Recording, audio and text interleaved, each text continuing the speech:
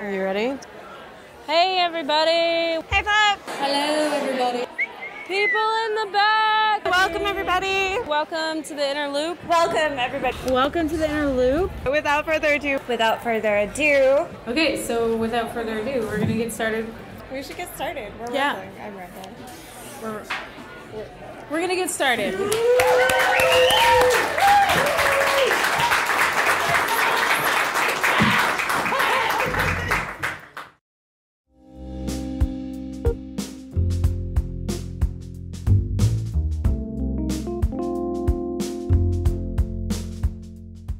Welcome to the Inner Loop Radio. I'm Rachel Kuntz. And I'm Courtney Sexton. Thank you for joining us.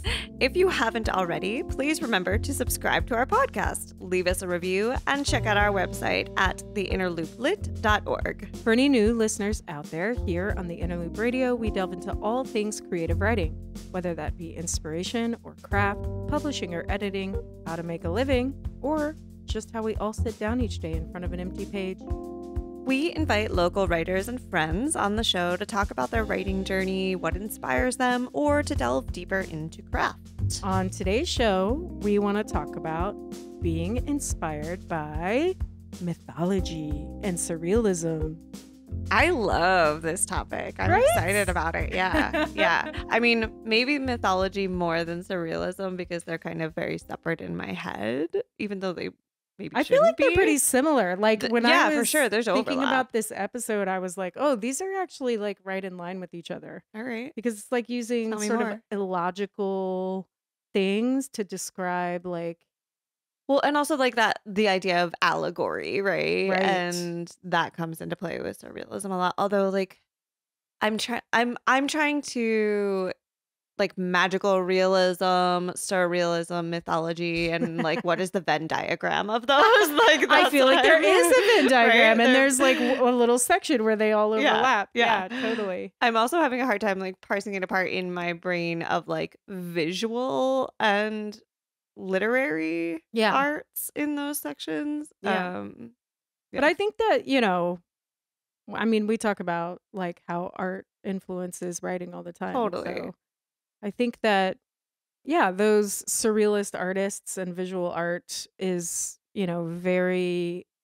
has like the same feels, gives the same feels as like the magical realism or the kind of writing that makes you feel like you're in the world but then suddenly not in the world, and that juxtaposition of the two is what is like really disturbing. The tension. Whereas like a totally fantastical novel like is you're along for the ride. yeah, You're like, this is like crazy, whatever, and I'm we're doing here. whatever. Yeah, But yeah, like yeah. magical realism is like, kind of like a bait and switch where it's like Yeah. you think this is real and then something crazy It's happens and your not. mind's like trying to rewire itself. And I feel like that when I'm looking at surrealist art. It's like Okay. I'm trying to rewire what I'm looking at and make it make sense, but it doesn't make sense. And then the process of doing that is like where the art Where the art comes meaning in. is. I really like that. Okay, so I hadn't looked at it that way. No, really, because so I'm picturing like I'm lumping like, think of like a, surrealist painting in with like Dada writing, and that's Mm. where my brain is going. So Mm. I'm like, to me, it's like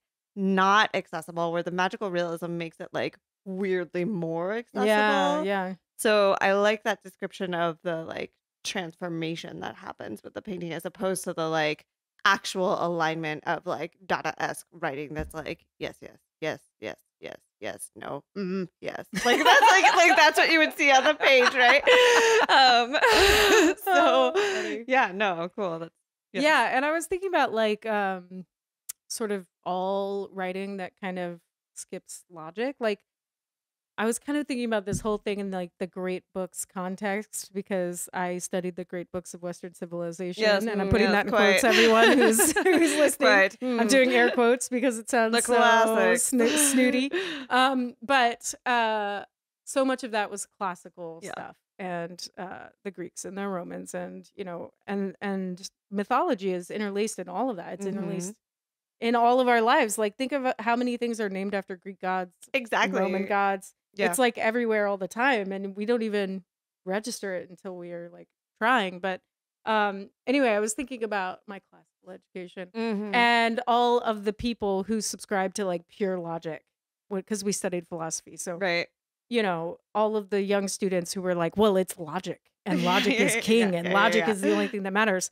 And, time and time again, even back then, and I think as people get older, you start to realize like logic leaves something out of the picture in some way. It's not enough. There are inexplicables. There are inexplicable things. There are things that can't be articulated or Right. explained, especially in the human condition.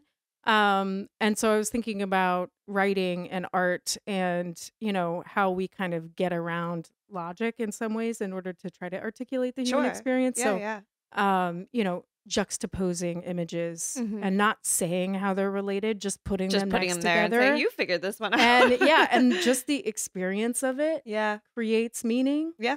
And you don't have to That's it. make You the leave it logical there. connection. Just Exactly. mic drop. Mic drop.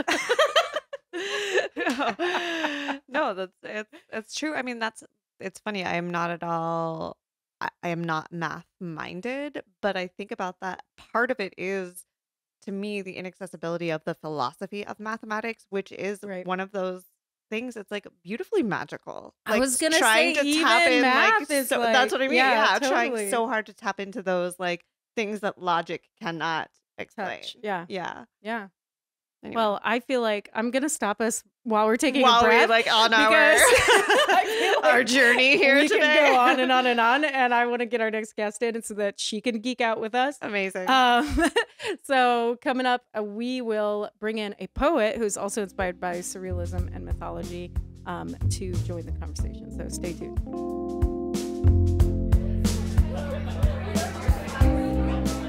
Let's gather. Gather, please. If you can gather in. Gather round for the second half, and we're gonna get started. We're gonna get started. We'll get started. We're officially getting started. Not teasing you this time.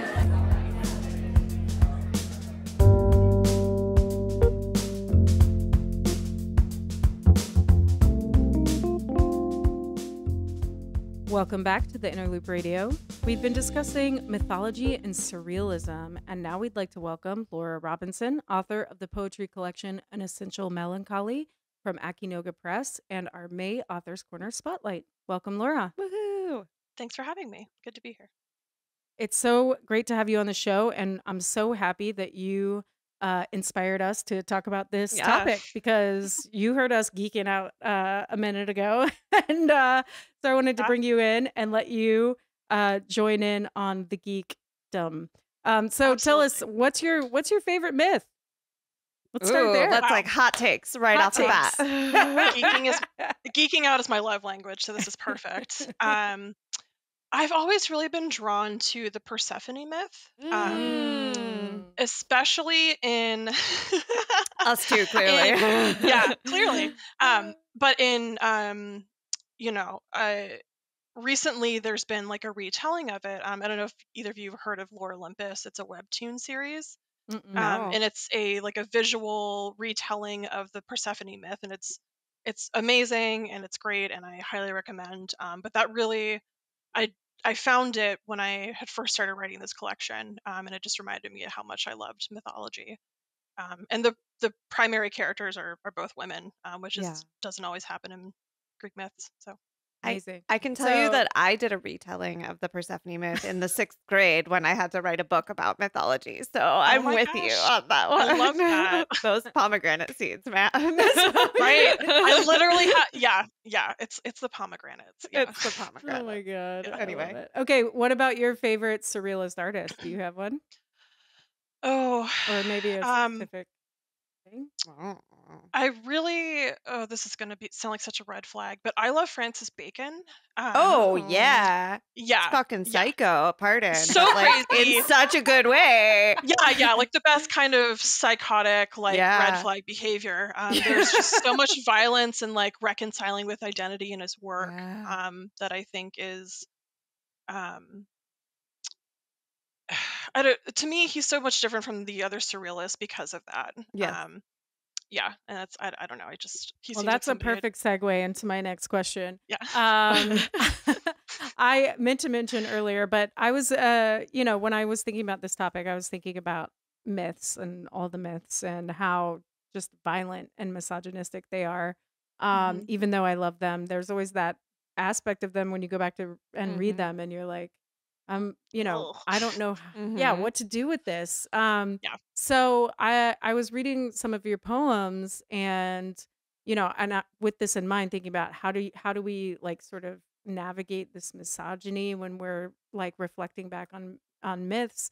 And in your poem, "The Siren Sings of the Hanged Maidens," um, I noticed that the narrator of the poem really like leans into the violence, but still the poem seems like felt to me like overwhelmingly feminine. So I just wondered, how do you navigate misogyny when you're like feeling inspired by myths, and how do you sort of bring out the feminine in it? Sure, that's a really good question. So one thing I love that's going on in literature and writing right now are female translators of these old myths and epic poems. So actually, one thing that really inspired that particular piece, it's the title and some of the lines came from Emily Wilson was the first woman to translate the Odyssey into English. Mm. And she really took on a lot of the female characters' roles and made them stronger and more feminist. And they became less like victims or like the like toxic women that they love to. Right. The witches, Um, the terrorists, right, yeah. exactly. Or just the hanged maiden type, the Right. sacrificial lamb, or the conduit for a man's desire for power or Right. control. Totally. Yeah, and I really gravitated towards that. And then wrapping it up with art. Have you've heard of or not heard of, you've seen the painting Judith killing Yeah, Holofernes? Right. So the most famous interpretation of that myth is painted by Caravaggio. But my favorite painting is by an Italian painter. Her name was Artemisia Artemisia Gentileschi. Gentileschi. Yes, Yes. yes. And I I'm here love for that. you. Wow. Right, exactly. Talk Yes, about geeking amazing. out. Oh, geek out forever and ever. But she, to reconcile with her own experiences with assault and not getting justice, she inserted herself into that and did not flinch from the violence and really reclaimed her narrative and her power through that. Mm. And I love that so much, and I don't think violence is inherently masculine or misogynistic.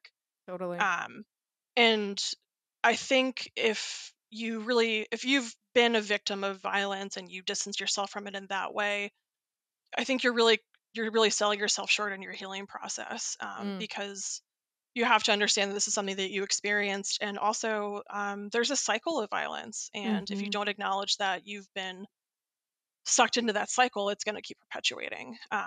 And ultimately, that was a decision, an agreement I made with myself in this collection was I was not going to spare any of the uncomfortable or ugly emotions that I felt during that time because I just wanted to be as genuine and authentic to, my experience as possible. So And that I think takes that answers such your question. courage. I mean no, Yeah. but I mean that takes a lot of not just courage, but and self-reflection and all of that, but like you've got to stand up to yourself. I love the way you said that. You're like, I said to myself, like I was not gonna yeah. Hold back. Yeah. So do you mind reading the poem so we can hear it? Absolutely. I haven't read this one at a reading in a while, so. The Siren Sings of the Hanged Maidens. Four-leafed, blue-eyed, reptilian-brained, the snake in his mouth. He would call her Echo, torn in half by a beautiful boy, scorned and reduced to the emptying air. He would call her Daphne, chased into earthly translation, consecrated and burnt, bowed into laurels for the victor and his spoils. He would call her Pasiphae, horned and bull-headed, bending over for the beast in the construct of Poseidon's curse, a polluted lover and a child, too carnivorous to lullaby, to nurse, to name. But I am mother to no monster. Oh no, no. No mortal hubris, no aperture for wrath or subjugation. I am dark mirror, familial tapestry of cowering fauna and hanged maidens. I am silk noose, slit throat, silver peel of memory. I am goddess spoken, a dangerous truth, haunting his odyssey home, wailing till he runs aground. Mm. I liked that line about the Mm-hmm. carnivorous. It just reminds me of the mother-daughter relationship and how it's so like loving, but it's also kind of violent in its Yeah. own way. Yeah, and that comes from the myth of the Minotaur, where Mhm. Pasiphae, is the conduit for Poseidon and Right. King Minos' beef. Yeah. Just a toy, yeah, in their Just a yeah, pawn in their game, literally, yeah. right, literally, Uh, yeah. Her body, just her autonomy is stripped away for men who get mad at each other. So tell us more about an Essential Melancholy and kind of how the collection came together. Was there like a unifying theme? When did you sort of recognize it, and what else kind of inspired the collection? did you set out to write a book about like mythology or a mythological book? Does that or a collection? Sorry. That was many questions in no. one. I'm sorry. She really Okay. simplified Like- it. No, I started writing this book in early 2019 when I had moved back to Maryland from Colorado. And I hadn't written for like 5 years at that point. So I just started writing what I had been reading at the time, which was a Mm. lot of Greek mythology. And I found like a strange comfort in that with, the things that I just experienced. So, Mm. and I think I benefited from that time away from it because I kind of lost all of like the self doubt that I built up with my writing and expectations I had for what I needed to sound like or how I needed to write. And it just kind of came out of me. And I didn't really set out to write this book. I set out to write because I felt like I had to, Mm. for like self care and self preservation and just the transformative power of writing, of turning experiences that are otherwise really toxic to you into a separate entity that can't hurt you Mhm. anymore and maybe Mm. even help somebody else. And once I started writing more and more is when I thought like, oh, maybe this could be a book. I have no idea. I just kind of stumbled back into writing, so I didn't really think about it, and I think that really helped me at least be able to lay out a general premise of what it was going to be about. Um, and then I just I'm a night owl, so I spend a Mm. lot of time up watching some crazy things on YouTube or HBO Max or something, or just like I could show you if I could find it, like lists like pages and pages of notes I've taken off of like just sites about like religion and different like Mhm. forms of like Lucifer and different religions and like Mhm. Mhm. um so I don't it's all I'm kind of rambling now. It's all really fascinating to me. And that's I just wrote about things that I've always liked and it worked for me. So I don't have a deeper answer than that, but Yeah, why don't you read us a couple more examples? okay. I will read Demeter Kills Persephone. Oh, sad. It was me. I fed her the jeweled seeds, watched her pale hands crumble and skim the stalks of wheat behind my eyes, heard her scream my own scream while she dragged Mm. me to the river. The sticks ran red and red and red, impossibly saturated, wrinkling dark, blooming ruby tracks of hellebore, canna, spider lilies. I used to pluck her petals from my own tributaries, wait for spring before I'd stop again. Summer shuddered early that year. The God King harvested my body, banished my daughter to the bed of his brother in hell. I shucked the corn silk of my head for something red, red, red. Mm. Could do another one. So this is not mythologically based. It's called Delirious Character, Tangible Reality. And I wrote this after this super unhinged dolly sculpture I saw in 2019 at the Denver Art Museum. It was weirdly part of the Dior exhibit. Interesting. Right. It was like at the very front of it too. I was like, I don't know what statement we're making with this. But it's called Retrospective Bust of a Woman, and it's and already listeners who don't know what this is, look it up. It's really strange. It's this woman who has like a crown of bread on her head, and she's wearing corn, and she's got ants in her face. And the premise is that Dolly, the famous feminist, said that women were created for consumption, and that was what he was saying with that bust. And I found that interesting. So this is Delirious Character, Tangible Reality, and it opens with an epigraph. In 1931, Dolly described surrealist sculpture as created wholly for the purpose of materializing in a fetishistic way, with maximum tangible reality, ideas and fantasies of a delirious character. When you sleep, your breath whistles like a blade, grass between thumbs, taut and dry. The mound of your cheek, ant-stippled and crumb-frantic.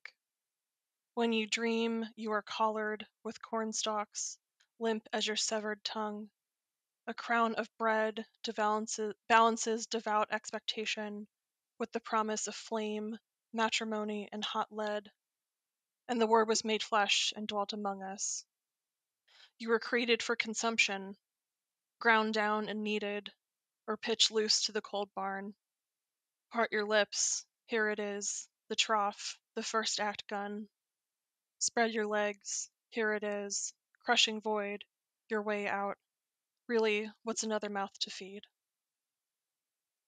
Lora, that is so loaded. I'm like, I feel like I'm like, like just like, but the imagery there is like so captivating. Like that from the first line, that idea, the whistle in your sleep as a knife, like that. I was just like, oh my God.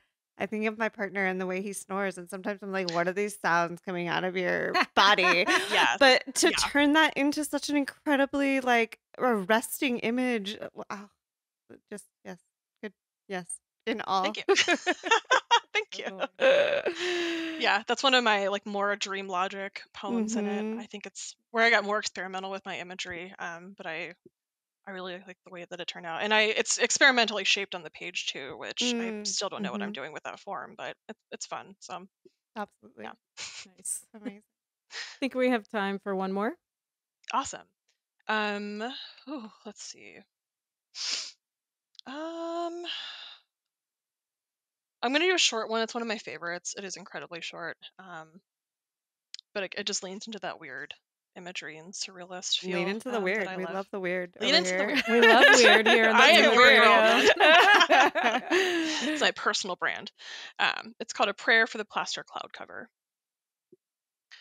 Blessed be the scrimshaw of my breastbone, the shivers in my spine, sharks feeding on my marrow. Holy be the turpentine rain thinning the walls, the scythe of his body, warm blade in my bed. I love it. I love how our reactions are just like,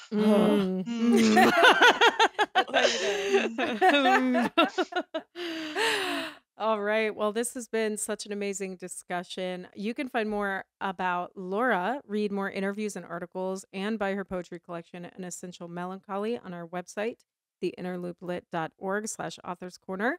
But we can't let Lora go just yet. That's right. Up next, we're going to play a little matching game. So stay tuned.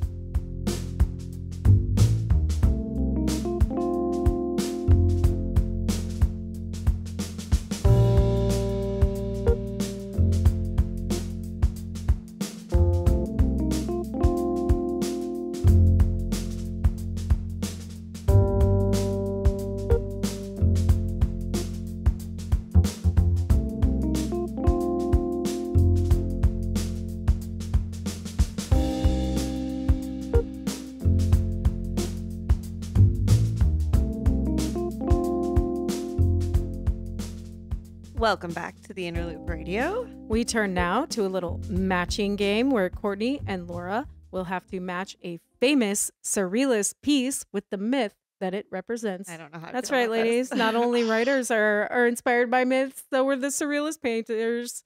So listeners, obviously you cannot see the paintings that I am showing them, but I will describe them for you. And if you're super curious, you can head over to our YouTube page to see them on the video version of this podcast. Oh, look at that. Look at me. I love how you don't ever have to participate in these also. Yeah, totally. Okay, Rigged. so yeah, totally. So I'm gonna pull up. Let me see which one is Lora. Oh my God. Yeah. Okay. So this is.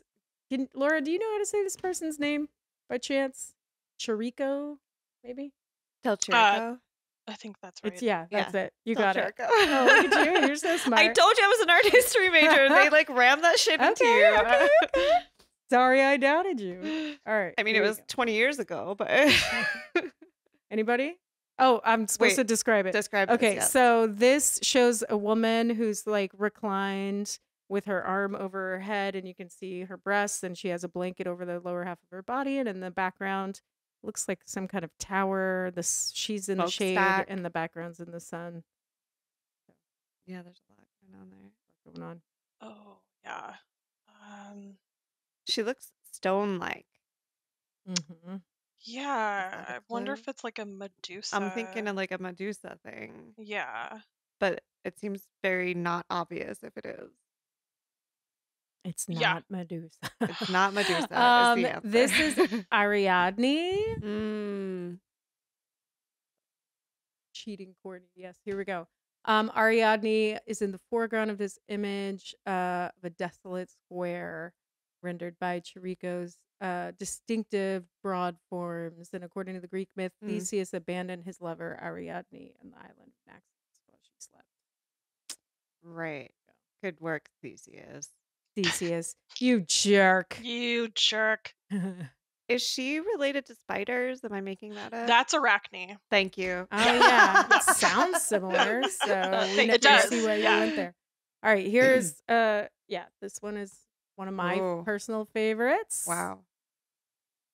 It's the second one that I sent you, Laura. So this is Dali, and it shows what looks like a figure sort of crouched over the water, and then on the right is a hand holding an egg. Oh, Narcissus. It's Narcissus. But also is that Atlas in the background holding up the world? Maybe it looks like he's staring at his reflection. Though, oh, you're and right. I think you're that's a right. narcissus flower. Sorry, I just like shouted that out with you're zero. No, you're I'm with you on this one. So Good excited. work. That's my best guess. Yes, it's Narcissus, and actually that's supposed to be Narcissus there, all the way in the background. In the background, the statue or the statue. podium. Yeah. Okay. He's supposed to be like raised up, and then it's sort of the way it's transitioning from left to right is his metamorphosis into the flower. Okay. Yeah. Good work, Laura. Thanks. Yeah, nice. Hopefully we continue the streak. I don't know. Right. This one, the next one is very Mox. Yeah. I definitely wouldn't be able to do this one if it were me. All right, so listeners, what we are looking at is like very vegetative. There's like a lot of vegetation, and it almost looks like, what are those blue flowers that grow in clumps? What are those, like bluebell, not bluebells, but the ones that the hydrangeas? Hydrangeas. Yes. They almost do look kind like of look hydrangeas. hydrangea. I was thinking that too. This is a Max Ernst. But yeah, this is. There's a creepy hand Ernst. reaching over on the Yeah, side where's there. Where are you looking at the hand? Down there. Yeah, there is a in hand. the corner, and then In there's the another corner? one over to the left that's like next to the brick wall. Yeah. Yeah, Oh, yeah. Look at that. There's some secret hands that are curse out. There's a woman. This one's on really top. hard. Yeah, there's a woman on top. This one, there's a like lion-ish figure near the woman that she's like trying to look at. Mm-hmm. Yeah. I feel like it's gotta be. It feels like a nymph to me, so maybe like a Daphne or a Lorelei. But in Daphne, she's literally fleeing Zeus, and then she begs to be turned into a tree, so he can't find her. Ooh, okay. That's a good guess. But I don't know. Courtney, any guesses? I've got before I nothing. reveal it? I've got nothing. So on it's this one. actually Echo. So you were you were dead good on with the nymph. Very good. So the diminutive nude female figure in the upper right is identified as Echo. And the far more dominant monstrous green vegetal creature in the foreground might be Narcissus, they think, maybe? Another Narcissus? Okay. Yeah. All right. So there you go. All right. We got 2 more. The next one is, I think, is going to be a gimme. She says. So here we are. We are looking at a figure on the ground who's like lying on the ground, almost like he's injured. Yes, there's an arrow through him. And then above him is a boat with some women. Looks like some women. This is Picasso, by the way. Yeah. And the figure on the ground has horns coming out of his head. Yeah, I mean, is that the Minotaur? That's the only thing I can think of is the Minotaur. Yes. Yeah. You got it. Okay. Yes. Minotaur. Yeah. So sad. I tried not to make them that hard. All right, here's the last one. His story is very one of my sad too. You favorites. never hear his side of things. Who? The Minotaur. Oh yeah. Yeah. All right, so This is hysterical. this is hysterical. Okay, so I've never seen this before. Stachiovic Ivkovic. Stachiovic I am Ivkovic. not. No, I do. Okay, so what speak we're Russian. looking at is what you think is going to be a face because there's lots of hair around it. It looks like a neck. But then instead of a face, instead of eyes, there's breasts with nipples. And instead of a nose is a belly button, and instead of a mouth is a vagina with pubic hair. It's great. It's really. It's fantastic. I just don't know what myth is this. What is this? It's like so weird to look at. This is like the magical realism one where you're like, I'm going to look at something, and then It's one of those like the Rorschach tests. Like, what do you see? What do you see here?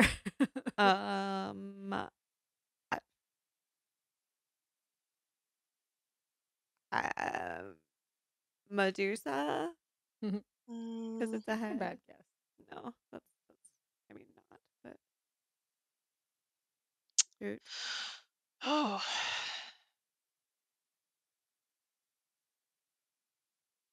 I don't know. Maybe Venus.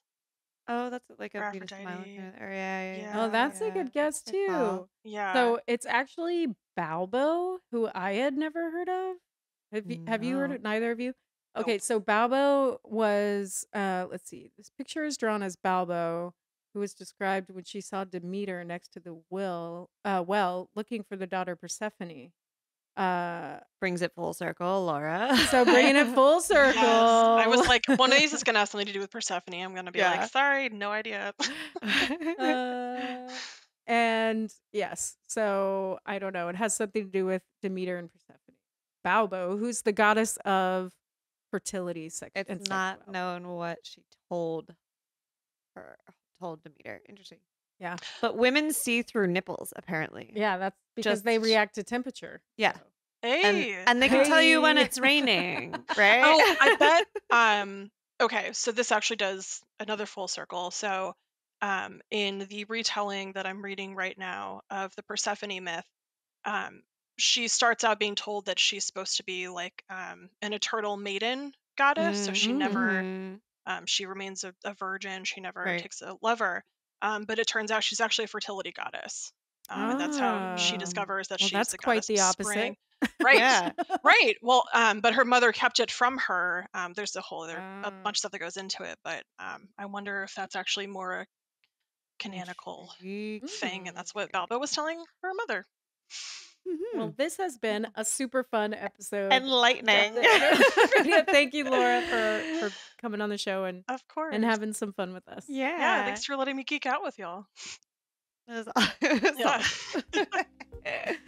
That's our show. We'll be back next Monday with our very first episode of Just Checking In, where we give our writer friends a call just to see how writing is going.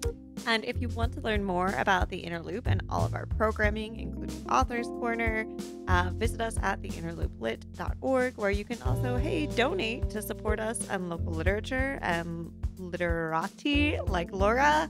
Follow us on Facebook, Instagram, and Twitter at The Interloop Lit. Today's episode was produced by me, Rachel Kuntz. Our theme music is by Andrew Logan, and our technical advisor is James Skinner.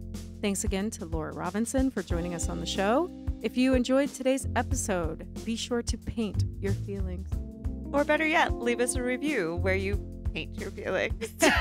Such as, take the beeswax out of your ears and allow the siren songs of Courtney and Rachel to lure you to the Interloop Radio. And don't forget to subscribe while you're being, lured in. Yes. Subscribe. Subscribe so you never miss an episode. Happy writing. Right on.